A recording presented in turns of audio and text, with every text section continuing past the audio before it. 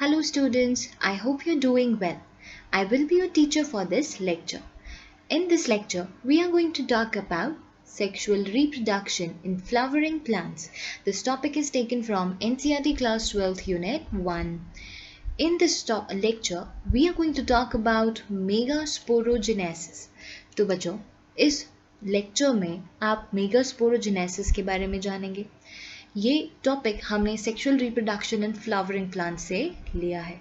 अब आप देखिए मेगास्पोरोजेनेसिस यानी कि किस तरीके से मेगास्पोर का फॉर्मेशन हो रहा है, that is known as megasporogenesis. तो what is megasporogenesis? It is the formation of megaspores, formation of the megaspores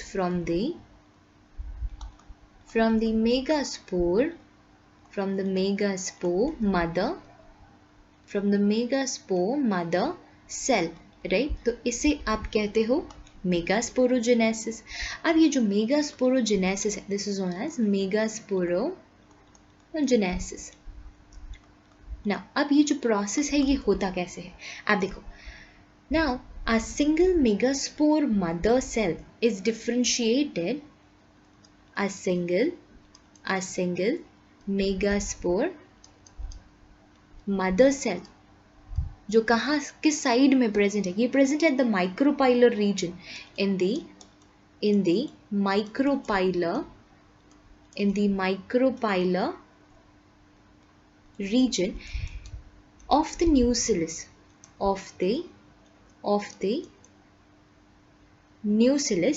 ये क्या करेगा, ये डिफ्रेंशिएट होगा, right. So a single megaspore in the micropylar region of the nucellus gets differentiated.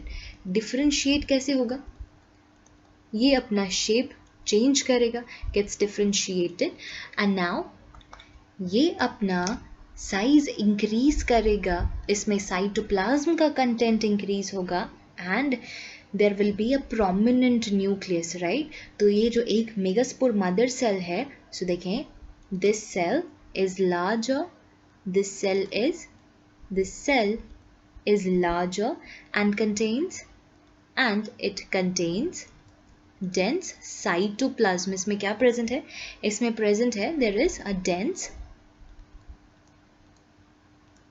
cytoplasm in it and a prominent nucleus. Prominent nucleus का मतलब क्या होता है? Prominent nucleus, that is a bigger nucleus, a heavy nucleus. A prominent nucleus is present in it, right. अब it undergoes meiosis. इसमें क्या होगा, it undergoes meiosis. अब जब इसमें मियोसिस होता है तो आपको पता है मियोसिस दो स्टेजेस में होगा, मियोसिस 1 एंड मियोसिस 2, राइट. और मियोसिस होने के बाद मियोसिस सेकेंड होने के बाद आपको 4 सेल्स यहाँ देखने को मिलते हैं. तो it undergo meiosis to form 4 haploid cells, right, called, इसे आप क्या कहोगे, called megaspore tetrad. It is called as megaspore tetrad. आप देखें इस डायग्राम में, ये this is one megaspore mother cell. ये डिफ्रेंशिएट हुआ माइक्रोपाइलर एंड से, एक सेल डिफ्रेंशिएट हुआ, मेगास्पोर मदर सेल बना. इसका जो प्लॉइडी लेवल है, this is its ploidy level is diploid, right. Its ploidy level is diploid. Now this megaspore mother cell undergoes meiosis. इसमें क्या होगा, इसमें होगा आपका meiosis. फाइन. मियोसिस 2 स्टेजेस में होता है. मियोसिस फर्स्ट होने के बाद आपको क्या मिला, यहाँ पर आपको देखने को मिला मियोसिस डायड. इसकी प्लॉइडी हो जाएगी half. Now the next one will be meiosis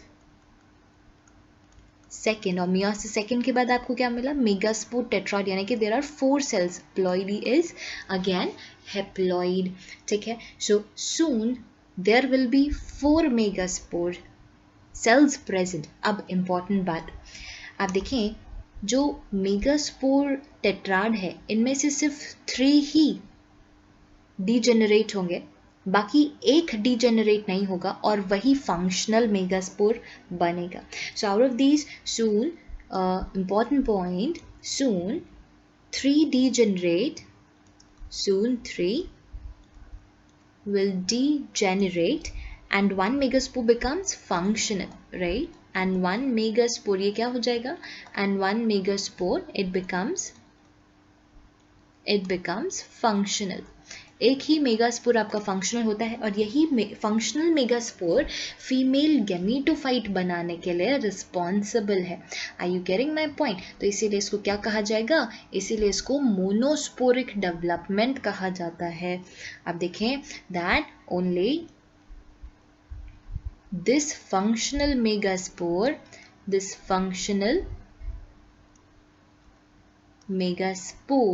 is responsible for किसके लिए? This functional megaspore is responsible for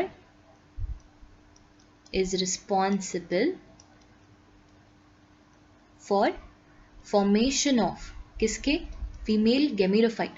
Responsible for the formation of female gametophyte, जिसे आप क्या कहते हो? Embryo sac. Female gametophyte, right? That is the embryo sac.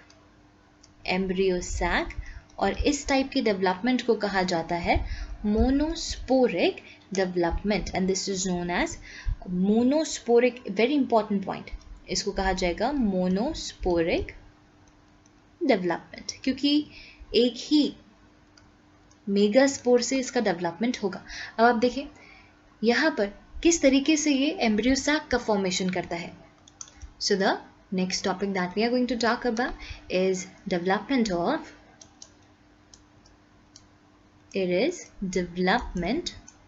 of female gametophyte. Development of female gametophyte यानी कि जो मोनोस्पोरिक डेवलपमेंट हुआ वो कैसे हुआ. आप देखें over here the functional megaspore, ये जो अपना फंक्शनल मेगास्पोर है, the functional megaspore undergoes 3 mitotic divisions. It undergoes 3 mitotic divisions और 3 बार mitotic divisions होने की वजह से there will be formation of and leads to 8 nucleated stage, right? 8 nucleated stage यहाँ पर बन जाएंगे. Now out of them there will be 7 cells, 7 nucleus अपने आसपास क्या बनाएंगे? 6 आउट ऑफ द 8 अपने आसपास सेल वॉल का फॉर्मेशन करेंगे. सो देखें 6 nuclei form cell wall forming 7 celled 8 nucleated stage. अब वो कैसे बनेगा देखते हैं. Forming 7 celled 8 nucleated stage. आप देखें यहाँ पर 3 माइटोटिक डिविजन्स के बाद जो आप देखो फर्स्ट माइटोटिक डिवीजन हुआ 2 सेल्स बने, सेकेंड माइटोटिक डिवीजन हुआ 4, थर्ड माइटोटिक डिवीजन हुआ 8. अब ये अपने आप को अरेंज करके क्या बना लेंगे? एक एम्ब्रियो सैक. ना इसमें सेल्स कैसे अरेंज्ड है आप देखें. Over here there are, look यहाँ पर आप देखें कि there are 3 cells at one end called as इसे आप क्या कहते हो? They are called as antipodal cells. Antipodal cells, right? And 2 cells called synergids along with one egg cell is called, इसे क्या कहा जाएगा? इसे कहा जाता है egg apparatus, is called as egg apparatus, and there are 2 nuclei present in the central cell called as इसे क्या कहा जाएगा? Polar nuclei. न्यूक्लियाई। तो इस तरीके से ये 7 सेल्ड 8 न्यूक्लिएटेड कंडीशन बनाता है। आप देखें ये रहे 2 polar nuclei, this is the egg cell, ये है 2 सिनर्जिड्स, ये है फिलिफॉर्म अपैरेटस जो पोलन ट्यूब को गाइड करने का काम करता है, और ये है आपके 3 antipodal cells. Alright, so this is the mature embryo sac. I hope you understood the explanation.